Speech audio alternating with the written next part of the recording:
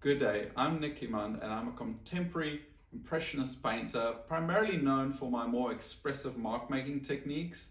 I've used it for underwater marine life as well as the Australian landscape, and it's perhaps because my eyes are fairly sensitive to light that I've had quite a long-term fascination with visualizing that true experience of light and almost how it floods into your eyes and creating that sensation using oil paint. In this video, I want to share with you an oil painting I've created called the Flinders Ranges in Gold. It was a trip we've taken to the Spencer Gulf, where you drive in a flat and vast landscape, sheep country, where the mountain range sat next to you, very dramatic. And there was that special moment where the sun had come through the clouds, creating a type of spotlight. And it was that I wanted to capture in this painting. I hope you enjoy.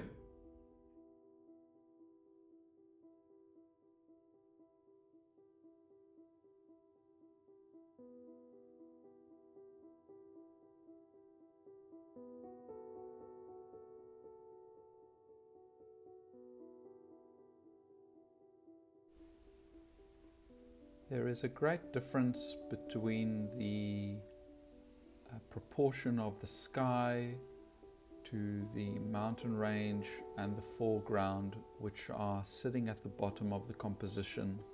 It is a sunrise and there is an intensity of light that is behind the windmill, and there's a yellow that is the sort of highest saturation, and that intensity of color in the light fades away as it moves further away from the light source.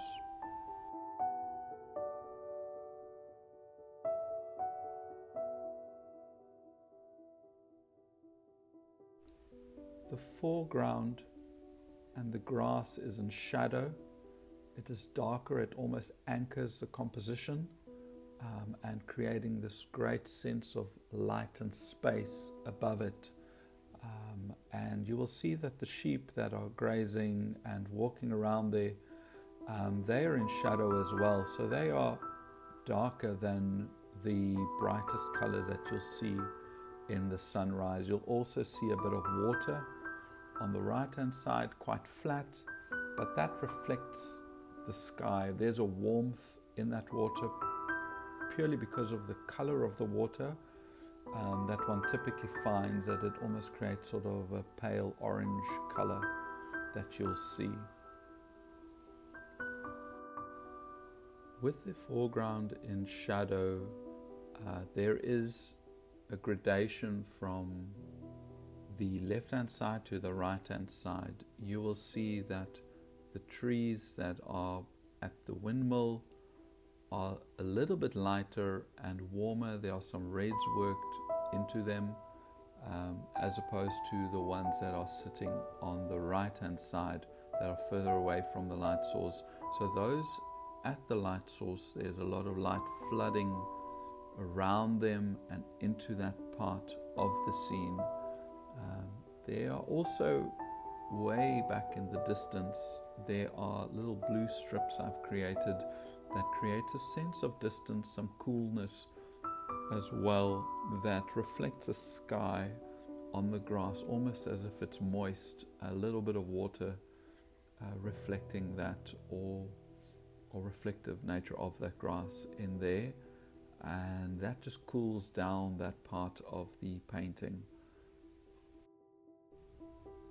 Perhaps my favorite part of this whole piece is when the sun is low, the clouds tend to have developed shadows towards the top, while it maintains almost that silver lining because of the thinner part of the cloud that is being illuminated by the light. So it glows around the clouds, but the deepest part of the cloud, the darkest shadow of it, moves then towards the top, because the sun is sitting low and it's almost hitting them from below. So there's a gradation from a lighter, warmer pink-orange that then becomes more purple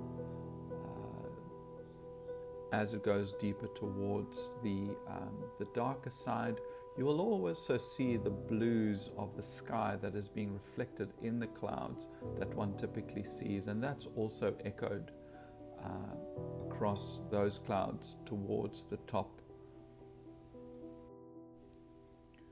The sheep are in the shadow, so even though sheep, yes, they can be white, because they are in shadow, because they're in the foreground, they are slightly grayer or darker than the brightest colors and the highest key values that you find close to the sun, and so that they read as if they are in shadow. That makes them form part of what is happening in the foreground. So it is important when you paint something that is in shadow, even though it is white, that you tone down the values and you make them a little bit darker so that it reads like that. There are then multiple colors reflecting on them. There could be the pink of the sky, it could be the blues of the sky, it could be the green of the grass bouncing back. But in this painting, I've really sketched them in quite spontaneously and loosely. There's a bit of ultramarine that I've used a thin brush and sketched in the outlines and proportions of the sheep.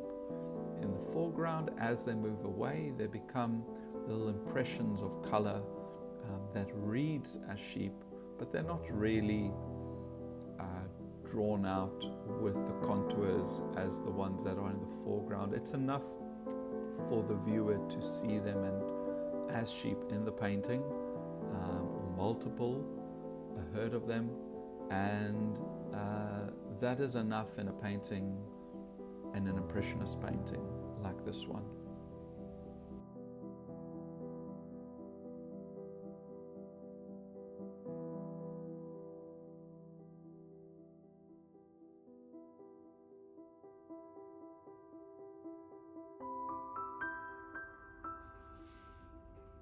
I hope that you found this video interesting on this painting, and do like and subscribe if you'd like to see more of my artworks.